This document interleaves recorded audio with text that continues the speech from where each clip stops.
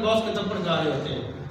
जिन बच्चों के सरों पे बाप होते हैं वो स्कूल से वापस आके ऐसे टाइम ग्राउंड में क्रिकेट और फुटबॉल खेल रहे होते हैं, और जिन बच्चों के सरों पे बाप नहीं होते वो बच्चे उसी ग्राउंड में मौजूद होते हैं, लेकिन वो क्रिकेट और फुटबॉल नहीं खेल रहे होते। सर उनके हाथ में एक छोटा सा बर्तन होता है, उस बर्तन में उन्होंने निम्को टॉफियां रखी होती है और वो उनकी दुकान होती है। वो खेलने वाले बच्चों को सर बेच रहे, खाने वाली उम्र में निम्को टॉफी खाने वाली उम्र में वो बच्चे निम्को टॉफी बेच रहे होते हैं। उनको कहा जाता है आप खा लो, कहता नहीं, अगर हमने निम्को खा ली तो घर में माँ भूखी बैठी, उसको कहाँ से रोटी लेके जाएंगे उसको। जिन बच्चों के सरों पे बाप होते हैं सर रात को नए कपड़े पहन के होटल में खाने खाने जाते हैं, और जिन बच्चों के सरों पे बाप नहीं होते वो उस होटल में मौजूद तो होते हैं लेकिन वो खाना खाने नहीं जाते, वो लोगों के जूठे बर्तन धो रहे होते हैं। हमने आज तक जूठे बर्तन नहीं धोए, हमने आज तक बर्तन में रख के निम्को टॉफियां नहीं बेची हैं, हमने आज तक चौक में खड़े होकर नहीं मांगे, हमने आज तक मोटरसाइकिल ठीक करते हुए बॉस का थप्पड़ नहीं खाए, तो उसकी वजह एक ही है और वो हमारा बाप है जिसने हमारी हर जरूरत को पूरा किया और हमारी ये नौबत नहीं आई। तो आज हमारा फर्ज बनता है, वो बूढ़े हो गए तो उनको रेस्ट दे, हम काम करें और उनकी खुशी उनके कदमों में डालें। यार एक 7वीं क्लास लगी थी, बच्चों की एक स्टोरी सुनाता हूँ आपको। जिन बच्चों के सरों पे माँ बाप नहीं हुआ करते उनकी हालत कैसी होती है। बच्चियों की क्लास है 7वीं, एक बच्चे की तफरी के बाद जब दोबारा क्लास लगी ना, तो तफरी के दौरान किसी बच्ची ने ज्योमेट्री चोरी कर ली, तो उसने टीचर को शिकायत की कि मेरी ज्योमेट्री चोरी हो गई है। टीचर ने अनाउंस किया जिसने भी ज्योमेट्री चोरी की इसको वापस कर दो। बच्ची नहीं मानी, टीचर ने बैग चेक करने शुरू कर दिए। चौथी लाइन में एक बच्ची बैठी थी, उसने अपना बैग उठा के सीने से लगाया और जुमला बोला मैं अपना बैग नहीं चेक करवाऊंगी। अब ये सुनते ही यकीनन आप सबके माइंड में यही आया होगा कि चोर है। टीचर ने जब ये जुमला सुना उसने कहा ये बैग नहीं चेक करवाना चाह रही, इसका मतलब ये ज्योमेट्री इसके पास है। टीचर ने पहली लाइन वाली बच्ची को छोड़ा, डायरेक्ट उसके पास गई, जाके कहती ला ज्योमेट्री मुझे दे। उसने कहा मेरे पास ज्योमेट्री नहीं है, कहती बैग चेक करवा, कहती नहीं करवाऊंगी। टीचर ने थप्पड़ मारा, बच्ची नीचे गिर गई, रोने लगी लेकिन बैग नहीं छोड़ रही। टीचर कहती बैग दे, कहती नहीं दूंगी, कहती पुलिस को फोन करती, पुलिस आएगी लेके जाएगी, नेक्स्ट जिंदगी में कभी चोरी नहीं करेगी, चंद दिन हवालात की हवा खाएगी, तेरा दिमाग ठीक हो जाएगा। बच्ची रोती हुई कह रही है मैम मुझे पुलिस के हवाले ना करना, मुझे छुड़वाने कोई नहीं आएगा। ये शोर सुन के प्रिंसिपल रूम में आई। प्रिंसिपल ने आज पूछा क्या शोर है, क्या वजह है। टीचर ने कहा इसने ज्योमेट्री चोरी की है, ना ज्योमेट्री दे रही है और ना बैग चेक करवा रही है। प्रिंसिपल ने सर पे हाथ रखा, बड़े प्यार से कहा बेटा ज्योमेट्री दे दे, हम कुछ नहीं कहेंगे। कहती मैम मेरे पास ज्योमेट्री नहीं है। कहती बैग चेक करवा दे। कहती मैम अगर आप मेरा बैग चेक करना चाहते हैं तो मेरी एक रिक्वेस्ट है, मेरी दोस्तों के सामने मेरा बैग ना चेक करो, दूसरे रूम में ले जाकर बैग चेक कर लो। टीचर दूसरे रूम में लेके चली गई, बच्चे ने बैग दिया, दरवाजे को पकड़ कर रो रही है। टीचर उस बैग की जिप खोली, उस बैग को उल्टा किया, उसमें से बुक्स गिरी और उन बुक्स के साथ एक ब्लैक कलर का शापर गिरा। टीचर ने वो शापर खोल के उल्टा किया, सर रूह कांप जाती है। उसमें से रोटी के छोटे छोटे टुकड़े, पिज्जे के टुकड़े, बर्गर के टुकड़े, बचा हुआ सेब और गला हुआ केला गिरा। टीचर ने पूछा ये क्या हरकत की है। उस बच्चे ने रोते हुए कहा मैं मुझे मारना ना, मेरे अम्मी अबू दोनों फौत हो चुके हैं, मेरी 2 छोटी बहनें हैं, उनको भूख लगती है, वो मेरे मुंह की तरफ देखती है और मैं इस काबिल नहीं हूँ कि मैं मेहनत मजदूरी कर सकूँ, इसलिए तफरी टाइम मेरी फ्रेंड जो खाती हैं इनसे जो बच जाता है ये फेंक देती हैं, मैं उठा के लेके जाती हूँ, मैं और मेरी बहनें ये खा के गुजारा करती हैं। सर ये उन बच्चों के हाल है जिनके सरों पे माँ बाप नहीं है। हमने आज तक किसी का बच्चा को खाना नहीं खाया, उसकी वजह हमारे माँ बाप है। आज आप यहाँ अकेले नहीं बैठे हो, आपके साथ आपके माँ बाप की खुशियाँ बैठी हुई हैं, आपके साथ आपके माँ बाप की उम्मीदें बैठी हुई, जो सबसे बड़ी बात है। उम्मीदें जब टूटती हैं तो जिंदगियाँ खत्म हो जाती हैं। आपके माँ बाप ने अपने सपने पूरे करने के लिए आपको जवान किया है कि मेरा बच्चा मेरा ख्वाब पूरा करेगा, जो मैं नहीं कर सका मेरा बेटा वो करके दिखाएगा। तू यहाँ अकेला नहीं बैठा है, तेरे साथ तेरे माँ बाप के ड्रीम बैठे हुए हैं, तेरे माँ बाप की उम्मीदें बैठी हुई हैं, तेरे माँ बाप की खुशियाँ बैठी हुई हैं। और हम किस चीज़ों में टाइम वेस्ट कर रहे हैं यार, अपने आप को सिंसियर करना होगा। इसके बाद दूसरा रिश्ता बाप के बाद जो बड़ा कमाल का होता है जिसको बड़ा भाई कहते हैं। मैंने इस माशरे में देखा कि बड़े भाइयों ने अपनी तलीम को अधूरा इसलिए छोड़ा कि मैं मेहनत मजदूरी करूंगा ताकि मेरे छोटे भाई की तलीम पूरी हो जाए। छोटे भाइयों को पढ़ाने के लिए बड़े भाइयों ने अपनी तलीम को छोड़ के मजदूरियां करके पढ़ाया। और मैंने ये सुना और देखा कि छोटे भाई को जब जॉब शॉब मिल गई, जब उसकी शादी होगी, कहता मुझे प्राइवेसी चाहिए। जिसने अपना फ्यूचर का गला दबा के छोटे भाई को बढ़ाया, जब बड़ा छोटा भाई कमाने वाला हुआ उसने बड़े भाई को लात मार दी। सर मुश्किल टाइम जब भी आप पे आया होगा, आपके साथ कोई और खड़ा हो या ना हो, आपका भाई आपके साथ जरूर खड़ा होता है। हमने भाइयों की खुशियों का ख्याल रखना है। कहते हैं बाप के बाद अगर कोई बाप की जगह लेता है तो वो बड़ा भाई होता है, तो हमने भाइयों का ख्याल रखना होगा। मैं एक वीडियो देख रहा था, 7-8 साल का बच्चा होगा, उसने शर्ट नहीं पहनी हुई थी, सिर्फ एक पहना हुआ था पैंट टाइट या यूं कह ले शर्ट पहना हुआ था, पूरी पैंट भी नहीं थी। बाजार में जा रहा था बच्चा, जलेबियां निकालने वाले के दुकान के पास खड़ा हो गया। वो जो जलेबियां निकाल रहा था उसको बड़ी हसरत से देख रहा है। थोड़ा आगे बढ़ा और जाके उस बर्तन को टच किया जिसमें जलेबियां पड़ी थी। दुकान वाले ने धक्का दिया, नीचे गिरा, वहां से उठा और रोड की दूसरी साइड पे जाके बैठ गया। बैठ के कभी जलेबियों को देखता, कभी आसमान की तरफ देखता है। इतनी देर में एक बंदा आया, उसने जलेबियां ली, उसने शापर से एक टुकड़ा नीचे गिरा, भाग के जाके उसने वो टुकड़ा उठाया, उठा के उसको साफ किया, साफ करके मुंह की तरफ ले गया, मुंह खुल गया, टुकड़ा यहाँ तक पहुंच गया। यहाँ से को ख्याल आया, टुकड़ा यहाँ से वापस आया, सब खाया नहीं उसने। दीवार पे छोटा सा पोस्टर लगा हुआ था किस चीज का, वो उतारा, उसमें पैक किया और पैक करके लेके भाग पड़ा और ऐसे खुश था जैसे उसने दुनिया जीत ली। भागते भागते गांव में गया, गांव की गली के आखिरी जहाँ लोग कूड़ा क्रिकेट फेंकते हैं उस जगह पे गया। वह कमरे की झोपड़ी बनी हुई थी, उस झोपड़ी को उसने पैर रस्सियों के साथ बांधा हुआ था। जाके उसने उस झोपड़ी को खोला, उसके अंदर एंटर हुआ और 2-2.5 साल का उसका छोटा भाई वहां बैठा था। माँ बाप दोनों को बहुत हो चुके थे। जाके उस बड़े भाई ने वो जलेबी का टुकड़ा खुद नहीं खाया, अपने छोटे भाई को दिया। छोटा भाई खा रहा है, बड़े भाई के आंखों से आंसू निकल रहे थे। छोटा भाई इस हाथ से जलेबी खा रहा है, इस हाथ से अपने भाई के आंसू साफ कर रहा है। तो अपनी आंख से पूछ, कभी आज तक इसको किसी ने रोने नहीं दिया यार। इतना सेल्फिश नहीं बनना। जिन्होंने हमारी इतनी केयर की, हमारा इतना ख्याल किया, हमने उनके लिए कुछ भी न किया। उसके बाद तीसरा रिश्ता, बड़ा कमाल का रिश्ता है यार। ये रिश्ता ना होता ना दुनिया में, पता ही नहीं चलता प्यार है क्या चीज, जिसको प्रेम कहते हैं। ये मैं बात दावी और गारंटी से करने जा रहा हूँ, और आप 100% मेरी इस बात से एग्री करेंगे कि जितने झूले आपको आपकी बड़ी बहनों ने दिए होंगे, इतने झूले अम्मी अबू ने भी नहीं दिए होंगे। सर उंगली पकड़ के चलना बड़ी बहनें सिखाती हैं, हंसना बड़ी बहनें सिखाती हैं, बोलना बड़ी बहनें सिखाती हैं, खाना खाना बड़ी बहनें सिखाती हैं, चलना बड़ी बहनें सिखाती हैं। जिस बहन ने बोलना सिखाया, आज वही जुबान बहन के साथ बदतमीजी करती है। जिस बहन ने चलना सिखाया, आज हमने आज तक उसके लिए कुछ नहीं किया। कभी किसी बहन से पूछना तेरा हीरो कौन है, वो बाप का नाम नहीं लेगी। सर बहनें अपने हीरो अपने भाइयों को मानती हैं, और हीरो वो होते हैं जो अल्फाज बाद में पूरी हो, चीज पहले कदमों में हो। एक सूट भी आज तक लेके दिए, तेरे मैंने कपड़े धो के बड़े प्यार से प्रेस करके रखती, पता है किस लिए? मेरा हीरो जब पहन के बाहर निकलेगा लोग इसको देखेंगे, तो तेरे झूठे बर्तन की धोती है। अगर शादी होगी, बच्चे हो गए, तो नमाज के बाद जब बहन दुआ के लिए हाथ उठाती है ना सर, बहनें दुआएं भाइयों के लिए पहले मांगती है, बच्चों के लिए बाद में मांगती है। एक ईद आ रही है, 1000 रुपए का सूट लेना, कुछ ज्यादा महंगा ना लेना। 1000 रुपए का सूट लेके अपनी बहन को गिफ्ट करना और शाम को चेक करना, पूरे मोहल्ले की लड़कियों को इकट्ठा करके शोर मचा के ना दिखा, मेरा नाम बदल देना, तेरा 1000 का सूट तेरी बहन के लिए करोड़ से ज्यादा कीमती होगा। हमने आज तक कुछ नहीं किया उस बहन के लिए, हम नहीं करेंगे और कौन करेगा? एक औरत को हस्बैंड, भाई और बेटा 3 लोग कत्ल के मुकदमे में पकड़े हुए थे। मुकदमा चलता रहा, उसमें एक ऐसा सीन क्रिएट हो गया कि एक को रिहा करने, 2 को फांसी देनी है। जज ने उस औरत को ऑप्शन दिया, उसके सामने आजमाने के लिए ऑप्शन रखा कि तू, अगर तेरे पास ये फैसला हो तो तू बता किसको रिहा करवाएगी, भाई को, हस्बैंड को या बेटे को? जज ने जब ये सवाल किया, औरत के आंखों से आंसू निकले, जुबान हिली, सारे कमरे अदालत के लोग आंखें देख रही हैं, कान सुनने के लिए तड़प रहे, किसका नाम आएगा? लेकिन माइंड में सबका यही चल रहा है कि बेटे का नाम लेगी। रोते हुए आंखों से जुबान हिलती और अल्फाज निकलते हैं कि आप मेरे भाई को छोड़ दो।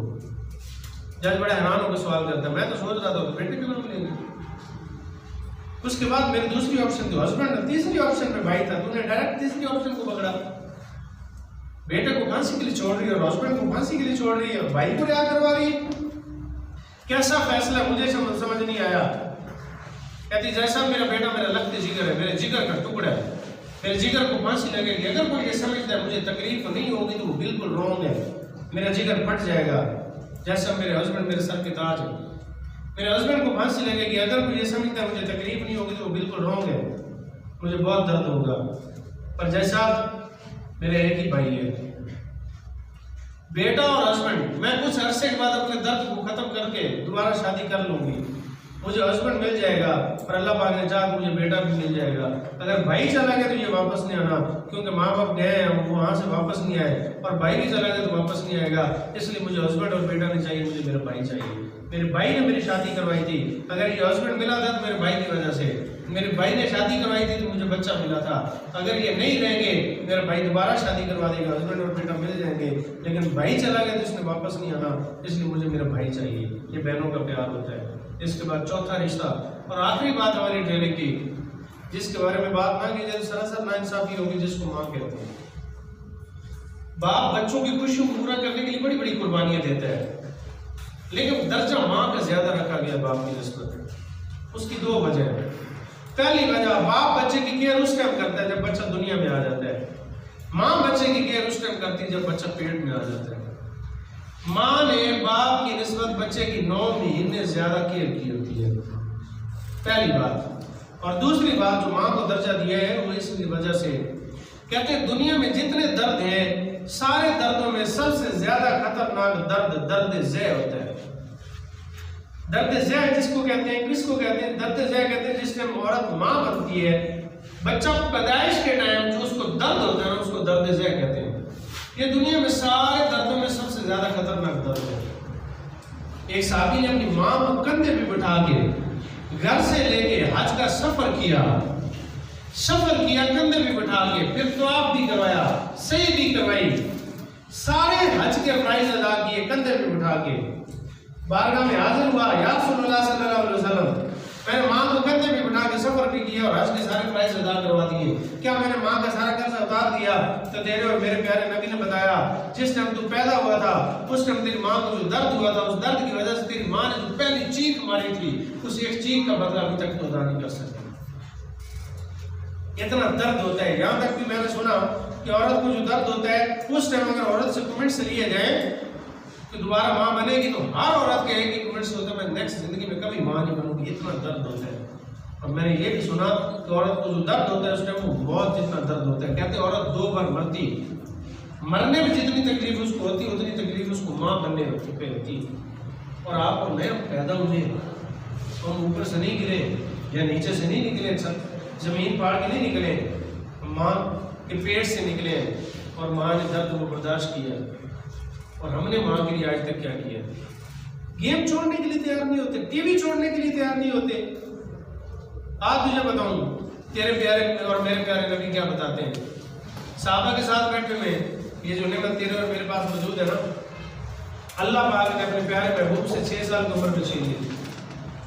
साहबा के साथ बैठे में दाई हलीमा को आते हुए देखा, दाई हलीमा को आते हुए देखा, उठे जाके आगे गया, वेलकम किया, इस्तकबाल करके वापस ले आए। अपनी चादर को उठाया, बिछाया, माँ को बिठाया, बातें करते रहे, माँ माथा चूमती रही। जब माँ जाने लगी तो फिर वहां तक छोड़ के आए। जब वापस आए तो साहबा ने सवाल किया, या रसूलुल्लाह सल्लल्लाहु अलैहि वसल्लम, ये कौन औरत थी जिसका आपने इस्तकबाल भी किया और सीएम भी किया? और मैं मेरी दूध पिलाने वाली माँ थी।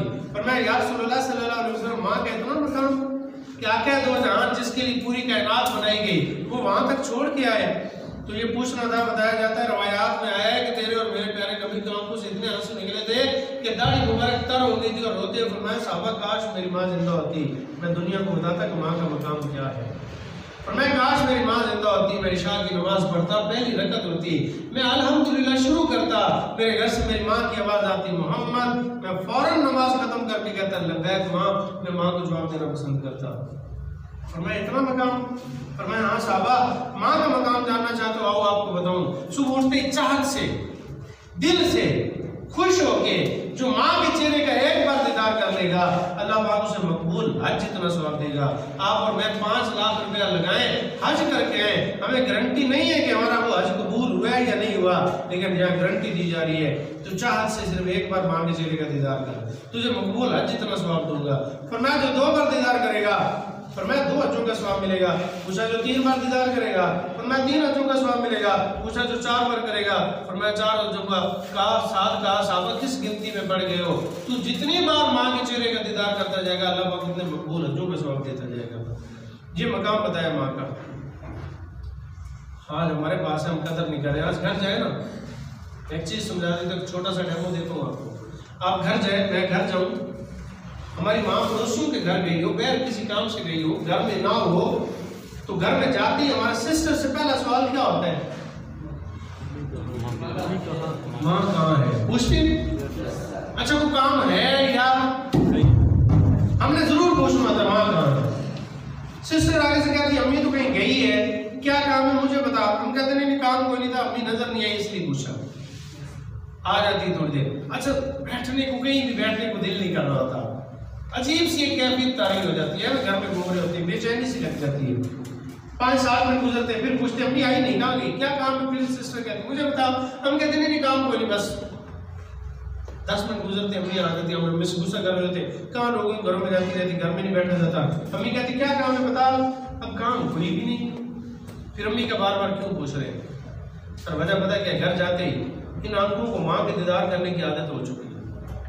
घर जाते ही इन आंखों को माँ नजर आती है, और जिस दिन माँ नजर नहीं आती नहीं बेचैन हो जाती है कि माँ कहाँ चली गई।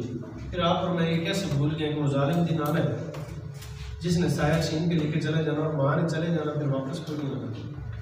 फिर मूसा अलैहिस्सलाम जैसे नबी की भी माँ जब पर्दा फरमाती है तो अल्लाह पाक पैगाम भिजवाते हैं मूसा संभल के आना, दुआ करने वाली हस्ती अब दुनिया में नहीं रही है। फिर घर जाने को दिल नहीं करेगा। एक लड़का अपने दोस्त के साथ बैठा चाय पी रहा था, चाय पीते पीते कहता है मुझे मरे हुए 3 साल हो गए। दोस्त ने पूछा ये क्या बात कर रहे थे, तू मेरे सामने बैठा है? कहता है मैं जब होश संभाली तो मैंने देखा मेरा बाप फौत हो चुका था, मेरी बहन को नहीं थी, मेरा कोई भाई नहीं था, मेरी माँ थी। मेरी माँ दिन टाइम लोगों के घरों में काम करती थी और रात को सिलाई मशीन चलाती थी मेरी खुशियों को पूरा करने के लिए। लोगों के जूठे बर्तन धोती है, उनके मैले कपड़े धोती है, उनके घरों को साफ करती है और रोटी लेके आती है। मेरी माँ ने मेरे साथ कभी भी मिलकर खाना नहीं खाया। मुझे कहती थी बेटा तुम खा ले, मुझे भूख नहीं है। मैं पेट भर के खा लेता था। बीच में से जब घी लगा होता था वो रोटी खा लेता था, वो किनारे में छोड़ देता था। मेरी माँ वो बची हुई रोटी और सूखे हुए किनारे खा के गुजारा करती थी। मेरी माँ मेरे साथ मिल के खाना इसलिए नहीं खाती थी कि उसे ये लगता था कहीं ऐसा ना हो कि मैं ज्यादा खा लूँ और मेरा बेटा भूखा न रह जाए।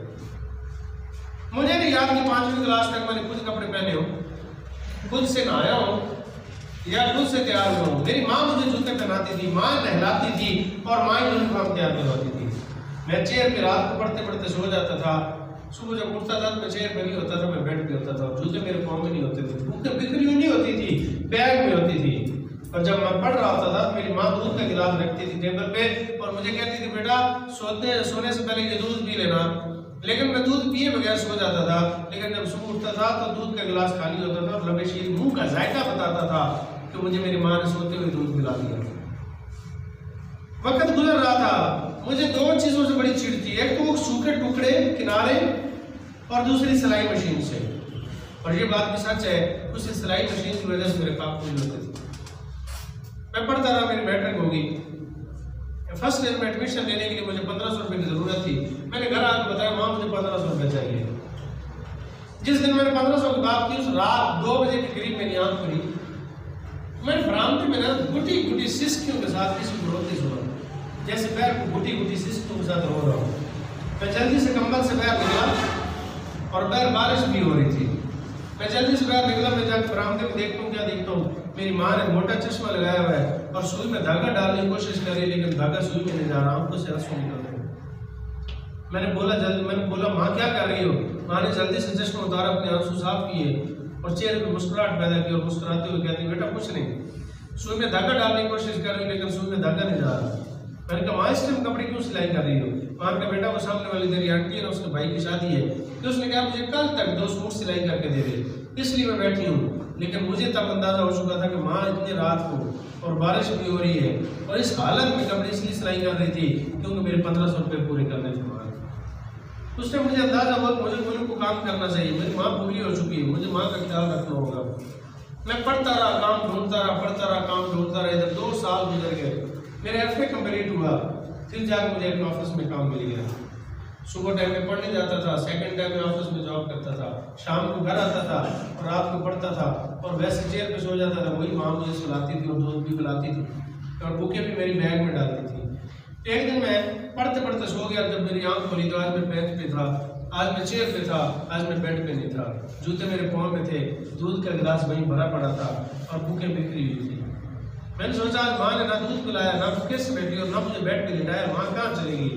मैं वहाँ से उठा और माँ की कमरे में जाकर देखा माँ सो रही है। मैंने माँ को बड़ी कोशिश की उठाने की, लेकिन माँ पक्की पक्की सो चुकी थी। मैंने लाख कोशिश की माँ को उठाने की, लेकिन माँ नहीं उठी है। मुझे पहले सैलरी भी नहीं आई थी और मेरी माँ मेरा साथ छोड़ के चली गई। उसके बाद वो घर जाने को मेरा दिल नहीं करता था, वो घर मुझे कब्रिस्तान लगने लग गया और वो मैंने घर छोड़ दिया। और जब से मेरी माँ गई है तब से लगता है मैं जिंदा लाश हूँ। इसलिए मैं समझता हूँ मुझे आज मरे हुए 3 साल हो गए। सर जब माँ बाप चले जाते हैं वाकई बंदे की आधी जिंदगी ऐसी होती है जैसे बंदा मर चुका है। कदर करो यार, उनकी केयर करो। दुनिया में ऐसा कोई रिश्ता नहीं है। और हम उनके साथ बदतमीजी कर रहे होते और उनकी खुशियों का ख्याल नहीं रख रहे होते। हम नहीं रखेंगे और कोई नहीं करेगा। एक माइकल नामी बंदा, उसकी स्टोरी सुना के मैं ट्रेनिंग खत्म करने लगा हूँ। अमेरिका से उसने एक सॉफ्टवेयर की कंपनी बनाई हुई है। माइकल ने एक कंपनी बनाई हुई है और उसने एक एनजीओ बनाई हुई है उन माओ की खिदमत करने के लिए जिनके बच्चे उनको घरों से निकाल देते हैं। माइकल ने अपनी माँ के साथ बहुत बड़ी ज्यादती की। माइकल लिखता है मैंने जब होश संभाली मैंने देखा मेरी माँ की एक आंख थी एक नहीं थी। मेरी माँ की एक आंख न होने की वजह से मेरी माँ की शक्ल बड़ी बदसूरत थी। मेरी माँ मेरा पता लेने के लिए मेरे स्कूल आती थी। मेरे दोस्त मेरी माँ का मजाक उड़ाते थे। मैंने माँ को स्कूल आने से रोक दिया। माँ तू स्कूल ना आया कर, तेरी वजह से मेरी इंसल्ट होती है, मेरी बेइज्जती होती है। माँ ने स्कूल आना छोड़ दिया। बाजार में किसी काम से जाना तो माँ के साथ बच्चे उंगली पकड़ के चलते हैं, लेकिन मैं वो बच्चा था मैं जो माँ से खास फासला रख के चलता था, क्योंकि मेरी माँ जहाँ जहाँ से गुजरती जाती थी लोग मेरी माँ का मजाक उड़ाते थे। तो मैं फासला इसलिए रखता था कि उनको ये ना पता लग जाए कि इसी कहानी माँ का बेटा और लोग मेरा भी मजाक ना उड़ाए। या तो बात ये कि मैंने माँ से पहचान छुपाना शुरू कर दी। जब नफरत बढ़ती गई, लोगों को नफरत देख के मुझे भी मेरी माँ से नफरत होती गई, तो मैंने माँ से लड़ना शुरू कर दिया। अगर मुझे मजाक नहीं करवाने थे तो मुझे पैदा ही क्यों किया? अगर तेरी शक्ल इतनी बदसूरत थी तो तूने शादी क्यों करवाई थी? मैं जब भी लड़ता माँ बाप को हंस के डाल देती। आगे से माँ ने कभी कुछ नहीं कहा। मैं पढ़ता रहा, मैट्रिक होगी, मैं स्टडी के लिए न्यूयॉर्क चला गया। न्यूयॉर्क जाकर मैंने स्टडी करनी शुरू कर दी छुप के रह के। बदबख्त बेटा था कि माँ का बाहर सहारा मैं ही था। मैंने माँ को ये सहारा किया और पढ़ना शुरू कर दिया। इतना सेल्फिश हो गया कि अपनी इज्जत को बचाने के लिए माँ की सारी खुशियों का गलत पाया। 7 साल गुजर गए, कभी एक बार भी गाँव ना गया कि माँ के साथ में होगी, स्टडी कंप्लीट होगी, जॉब मिल गई, ये खुशी भी माँ के साथ शेयर न की। हत्ता कि शादी की ऑफर हुई, शादी भी कर ली और माँ के साथ ये भी खुशी शेयर न की। इतना वक्त गुजरा कि 2 बेटे और 1 बेटी, 3 बच्चे पैदा हो गए। वापस गाँव कभी ना गया। माँ कैसी होगी? एक दिन मैं ड्राइंग रूम में बैठा पढ़ रहा था, मेरा बड़ा बेटा रोता हुआ मेरे पास आया। मैंने कहा बेटा क्या हुआ, क्यों रो रहा है? कहता बाबा मैं गली में खेलने के लिए बाहर निकला, मैंने जैसे दरवाजा खोला तो हमारे दरवाजे के ऊपर एक चुड़ैल खड़ी है जिसे देख के मैं डर गया हूँ। मैं जल्दी से दरवाजा बंद करके आ गया हूँ। कहता मैं जल्दी से ड्राइंग रूम से उठा, मैंने दरवाजा खोला, क्या देखता हूँ मेरी माँ खड़ी है, चेहरे पे झुर्रियाँ पड़ी हुई हैं, बाल बिखरे हुए हैं, कपड़े फटे हुए हैं और कमर झुक गई है, बहुत बूढ़ी हो गई। माँ ने मुझे देखा तो माँ के चेहरे पे खुशी आई क्योंकि आज बेटे का दीदार हो गया माँ को। लेकिन मैंने जब माँ को देखा तो मुझे गुस्सा आया कि यहाँ पे मेरा मजाक बनाने के लिए आ गई। माँ ने अंदर आना चाहा, मैंने रोक दिया, किधर आ रही है? माँ का बेटा मुझे एक बार घर आने दे, मैं तुझे जी भर के देखना चाहती हूँ। माइकल बहुत अरसा हो गया तुझे देखे हुए, तुझे जी भर के देखूंगी, तेरे अपने पोतों के सर पे प्यार दूंगी और चली जाऊंगी, दोबारा सारी जिंदगी तेरे पास कभी नहीं होगी। मैंने कहा माँ तुझे देख के मेरा एक बच्चा डर गया, अगर तू घर आ गई तो बाकी वाले 2 डर जाएंगे और मेरी बीवी मेरा हमेशा मजाक उड़ाएगी, इसलिए मैं नहीं चाहता तू घर आ। माँ ने अंदर आना चाहा, मैंने दरवाजा बंद कर दिया। माँ दरवाजे पे बैठी थी, मैंने दरवाजा नहीं खोला, यहाँ तक कि माँ को पानी तक न मिला है। माँ चली गई, चंद महीने गुजरे इस बात को, मुझे खत मिला म्यूनसिपल कमेटी की तरफ से। उस खत में लिखा हुआ था कि चंद दिन पहले तेरी माँ इंतकाल कर गई है, उसने वसीयत में तेरे लिए खत लिखा है, वो खत हम तुझे भिजवा रहे हैं। और तेरे माँ की मरने की खबर हम तुझे लेट इसलिए दे रहे हैं क्योंकि तेरी माँ ने खुद रोका था कि मेरे मरने की खबर मेरे बच्चे को फौरन ना देना, उसको मेरी तदफीन के लिए यहाँ आना पड़ेगा और यहाँ के लोग मेरे बच्चे का मजाक उड़ाएंगे और मैं नहीं चाहती मेरे बच्चे का मजाक उड़ाए। मैं नहीं चाहती उसे मेरी तदफीन के लिए अपने बच्चों को छोड़ के यहाँ आना पड़ेगा, उसे बच्चों से दूर रहना पड़ेगा। बच्चों से दूर रहने की जो जुदाई का गम होता है वो मैं जानती हूँ। मैं नहीं चाहती मेरे बेटों को अपने बच्चों से दूर रहना पड़े, इसलिए मेरे मरने की खबर मेरे बच्चे को फौरन ना देना। इसलिए तेरे मरने की माँ के मरने की खबर हम तुझे लेट दे रहे हैं और ये तेरी माँ का खत हम तुझे भिजवा रहे हैं। या तो उसके बाद मैंने माँ का खत खोला, उस खत में माँ ने सबसे पहले माफ़ी मांगी, बेटा माइकल मुझे माफ़ कर दे। मैंने बड़ी कोशिश की कि मैं एक अच्छी माँ साबित हो जाऊँ, पर बेटा लाख कोशिश के बावजूद मैं एक अच्छी माँ साबित न हो सकी। बेटा माइकल तू मुझे छोड़ के जरा मैं सुबह उठती दरवाजा खोल देती थी, शाम तक दरवाजा खुला रहता था। यही उम्मीद होती थी कि माइकल आज मुझसे मिलने जरूर आएगा। मेरी आंखें तेरी राह देखती थी, पर सुबह से शाम हो जाती बेटा माइकल तू मुझसे मिलने कभी नहीं आया। मैं तेरी जूता रोजाना पॉलिश करती थी, मैं तेरी यूनिफॉर्म रोजाना इस्त्री करती थी, मैं लंच बॉक्स रोजाना तैयार करती थी। बेटा माइकल मैंने बड़ा इंतजार किया, तेरे टूटे खिलौनों के साथ खेलती थी, अच्छी बातें याद आती थी तो हंस लेती थी, बुरी बातें याद आती थी तो रो लेती थी। माइकल आज मैं तुझे एक बात बताना चाहती हूँ, मैं भी पहले बड़ी खूबसूरत थी, मेरी दोनों आंखें थी। तू 1.5 साल का था, मैं तुझे बेड पे लिटा के बैल काम कर रही थी। तू बेड पे घूमता घूमता नीचे गिरा, नीचे एक लकड़ी पड़ी थी, उस लकड़ी में कील लगा हुआ था, वो कील तेरी आंख में लगा और तेरी आंख खराब हुई, तेरी आंख जाया और तेरी आंख का नूर खत्म हो गया। बेटा जब तेरी आंख का नूर खत्म हुआ तो थोड़ा सा बड़ा हुआ, बाजार में बच्चों के साथ खेलने जाता था, बच्चे तुझे अपने साथ खेलने नहीं देते थे, वो तेरा मजाक उड़ाते थे, तो रोता हुआ घर वापस आकर मुझे लिपट जाता था। बेटा वो तेरा रोना मुझसे बर्दाश्त नहीं हुआ, वो बच्चों का मजाक उड़ाना मुझसे बर्दाश्त नहीं हुआ। बेटा वो तेरी बदसूरती मुझसे बर्दाश्त नहीं हुई, मैंने डॉक्टर से मशवरा किया, अपनी आंख निकलवाई और बेटा तुझे लगवा दी, जिसके बाद माइकल तो हमेशा के लिए खूबसूरत हो गया और बेटा माइकल में हमेशा के लिए बदसूरत हो गई। तो उसके बाद माइकल की माँ लिखते बेटा याद रख, दुनिया की कोई भी माँ खूबसूरत या बदसूरत हो सकती है, पर बेटा याद रखना कोई भी माँ बुरी नहीं होती है। जैसे माइकल की माँ ने माइकल के लिए आंख निकाल के दी, इसी तरह आपके और मेरे माँ बाप ने हमारे लिए बहुत कुछ कुर्बान किया होगा।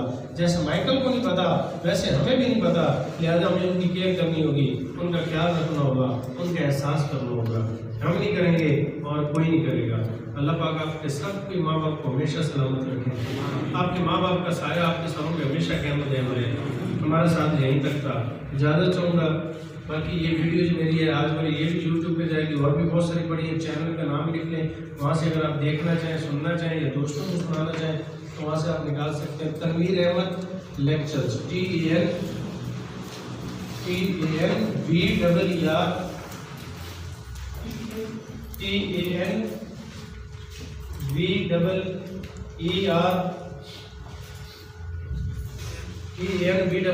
तनवीर AHMAD